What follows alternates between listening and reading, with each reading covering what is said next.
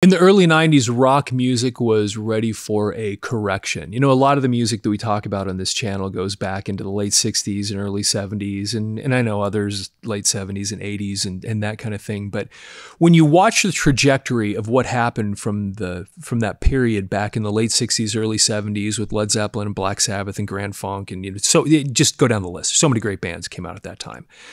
And then how it all evolved, and we found ourselves in the early 80s where heavy metal was really starting to take hold, and then how it kind of evolved into hair metal, and it just by the time we got to the late 80s, it was just we'd gone a little too far with all the spandex and the hairspray and the whatever, and it just got silly, and we were due a correction.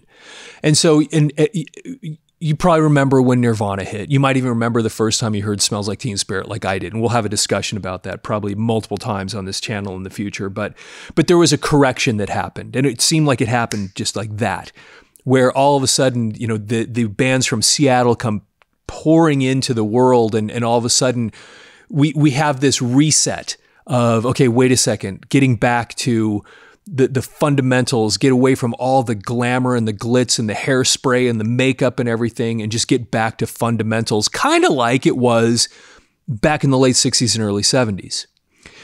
And for me, the band that probably exemplified this almost more than any other was Soundgarden, and I became a huge, huge Soundgarden fan. But as I talk about this evolution that took place through the 80s, there were warning signs that things were going to snap back. And when now in hindsight, you can go back and see them. You can see what was happening under the surface that was getting ready for that correction that was going to happen in about 91 when Nirvana really hit. And so what I found here, I found this great article about Soundgarden, because once I discovered Soundgarden, and I bought Bad Motorfinger, and I bought the CD. Vinyl had kind of gone out of favor at that point. I bought the CD, and I must have listened to Bad Motorfinger constantly for, I every single song on there, it was just everything about it. I loved all of it. It was so amazing.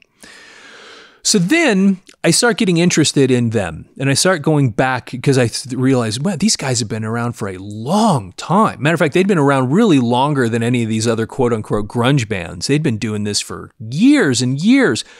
So I started going back and buying their earlier and earlier stuff. And one of them that I found was Louder Than Love. And that, I might like that one as much as I did Bad Motorfinger, but in its own way.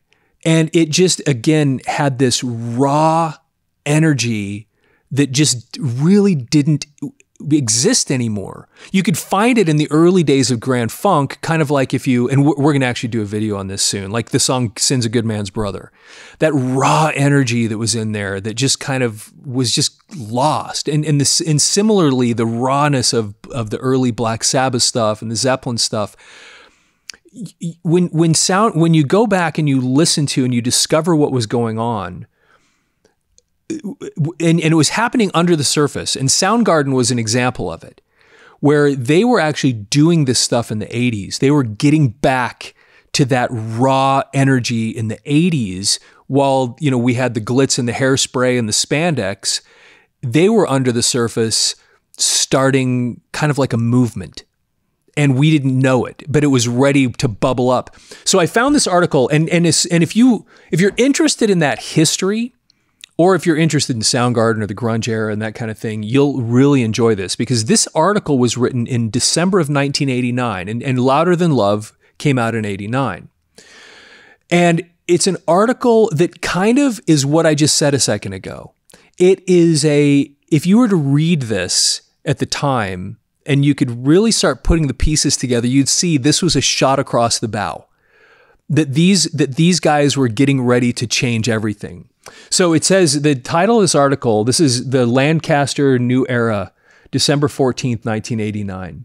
And the title of the article is Soundgarden Remains Heavy Band Despite Major Label Release. They had just been, they had like a lot of the bands in Seattle had been kind of underground, but they'd actually been picked up by a label, and that was kind of the point of the headline. So anyway, so here we go. Is Soundgarden the world's heaviest band? Probably not. But they're surely the heaviest band that Rolling Stone magazine ever dared to write about. It seems Rolling Stone, Spin Magazine, MTV, and all the other big-time music institutions all want a piece of Soundgarden these days. Now remember, this is 1989. I had never heard of them. And I don't think I don't know, maybe I'm clueless, but I had no idea they even existed for a couple of years after this, when it was Outshined was the first song I heard. So, okay, funny, isn't it, that when the band was on an independent label, Seattle Sub Pop, you never heard about them. But now the kings of the Seattle grunge rock scene are signed to a major label, A&M, and all of a sudden they're the hottest thing around, hotter even than the latest cloned dance band or generic LA posers with pink guitars and pinker lipstick. This is what I'm talking about. This is a good thing. Think of it this way. Every time a radio station or MTV plays a cut from Soundgarden's latest sonic maelstrom, Louder Than Love, that's one less time we'll all be subjected to Warrant or Pretty Boy Floyd or Milli Vanilli. The thriving Seattle rock scene nurtured by Sub Pop. Now again, this shows in some ways my cluelessness at the time too. Because there were people, and I actually know some that were starting to move up to Seattle during this period. But we just didn't, I don't know that anybody expected it to just explode the way it was going to in a couple years. The thriving Seattle rock scene nurtured by Sub Pop has spawned a slew of bands that thrive on distortion and feedback and volume. But so far, only Soundgarden has been able to penetrate the mass market. After a couple of independent releases that were treasured by connoisseurs of loudness, but available only in shops that stock independent stuff, Soundgarden's Louder Than Love is available at your friendly neighborhood record store. And they actually did make music videos, and I think MTV might have even played them off and on back then, because you can find a video for, I think it's Hands All Over from that album. And it's a kind of an interesting study, again, if you're interested in this stuff, to go watch that video and listen to that song. Anyway, most bands that break out of the underground lose whatever qualities made them unique when they graduate to polished to perfection major label production. Not Soundgarden. This band hits harder than ever and hasn't lost a bit of intensity. Louder Than Love sort of slithers out of the speakers, all slippery and sticky and loud. Play it at high volume or don't play it. Forcing its way into your skull, crawling down your spinal column and vibrating those deep, dark, secret places. The tunes are so, thick that you can almost see them coming at you before they start to bang around inside your cerebellum. It's really interesting, the point that they're making here about this, that it is true. There's so many bands that put out an independent album that was really awesome, and then they get signed by a major label, and the first album they put out under that label stinks because an A&R guy gets a hold of them and they try to get a hit single and one of the beauties, again, this gets back to what I was saying earlier, that it was time for a reset in the world of rock music because it had become so formulaic. Soundgarden has a sound unlike that of any other band around, at least unlike anything on commercial airwaves. They've been accused of being Led Zeppelin sound-alikes, not even close. There are hints of Led Zeppelin when singer Chris Cornell lets out a wail like nobody since Robert Plant. And in a few bluesy songs, it seemed to be, and if you're watching this on the screen, they have what is clearly, in my mind, a typo here because they have an A instead of an S. Seem to be stretched out until they're ready to snap.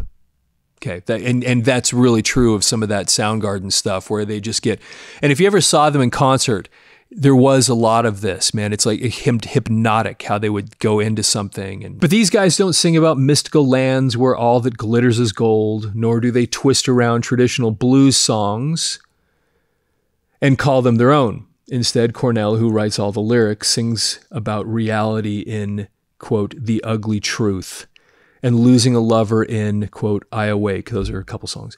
And wanting to make the world right in Gun, and about lust in Big Dumb Sex. 3 out of 4 isn't bad. Soundgarden is more like, for lack of a more precise reference, a metal-coated MC5 on tranquilizers, or Black Sabbath if Ozzy had somehow heard the Sex Pistols back in 1969. Think of all of the so-called heavy metal bands you've ever heard, then forget them. Soundgarden is heavy, but not heavy metal. They don't sound it and certainly don't look it. There's no spandex and no teased up hair and no rouged cheekbones. Just 4 guys with long, not extended, hair, beat up work, not spangled cowboy, boots, and old, not pre-ripped jeans. There's no screeching, look at me play behind my back, guitar solos, no whining artificial falsetto that poses as vocals, no dumb drum machines. Soundgarden is just 2 guitars, Kim Thale and sometimes Cornell, a bass, Jason Everman. Now, this is, if you didn't know, Soundgarden had other bass players before Ben Shepherd. Ben Shepherd's the one that we all kind of knew when Bad Motorfinger came out, but they had other people. And drums, Matt Cameron, that surround and attack the listener with a noise that is pure rock. The music throbs and thunders with a hypnotic intensity. It pounds and pulsates and seeps into your pores. The bass lays down a beat that washes over you like molten quicksand. The guitars bounce feedback all over the place. Drums pound a tribal beat. The sonic boom these guys make is about as close to a perfect as anything out there. This is one band, the first maybe, that's actually improved with major label production. The Sub Pop EP Screaming Life was great. Last year's LP on the SST label Ultra Mega OK was good too. But Louder Than Love is, did we say this before? Near perfect. On Power Trip, Cornell roars, I want to be in control of everything. I want to be king. So maybe the Pope will bow and kiss my ring. If the Pope was into rock, maybe he would. Anyway, I when I found that article and I read that, I had to share that with you because if you, like me, remember that moment when everything seemed to kind of just change. It's like it happened overnight, where we were in the midst of the hairspray and the spandex, and then all of a sudden there was a reset, and it seemed to happen so fast. And then this was a shot over the bow. And interestingly, Axl Rose, the singer for Guns N' Roses, had talked, and I found some other articles, and maybe I'll share them one of these times, that he actually had loved, I think it was Ultra Mega OK, that Soundgarden had put out. And they were starting to make waves, and people were starting to recognize them, and their influence would then be felt. You know, it would take a couple of years before it was really, really felt across the world. But now today, Chris Cornell is legend status. And I actually saw them in concert several times, and they were just, they were really cool. And I'd love to hear your feedback if you ever saw them. Because one of the things that made them so fascinating to me was that I remember the last time I saw them, I went online to just see what the set list was. And the set list the night before the show that I saw was totally different than the show I saw. And the set list the night after was totally different than that. It was like they just played whatever they wanted to play on a particular night. There was and they would dig back into some of the older stuff, and it was just always new. I don't know if that was that way from the beginning, but the times that I saw them, it seemed that was apparently they just kind of play what they want to play. And it was kind of a cool thing that because there's so many bands that, you know, before the tour, they have the set, they get it all worked, they work it up, they know when the show ends and what their encores are going to be. They're going to come out and play the encores, and here's what the songs are going to be, and on and on and on. And Soundgarden was just never like that. And even until the end, they had that same, I saw them not long before Chris Cornell died. And they had that same just raw, guttural energy that they had had when I saw them years and years earlier. And it was kind of awesome. And so I became a huge fan of these guys especially. I loved a lot of the stuff out of the grunge era, but this was the band for some reason for me that just really, really had it. They had something really special.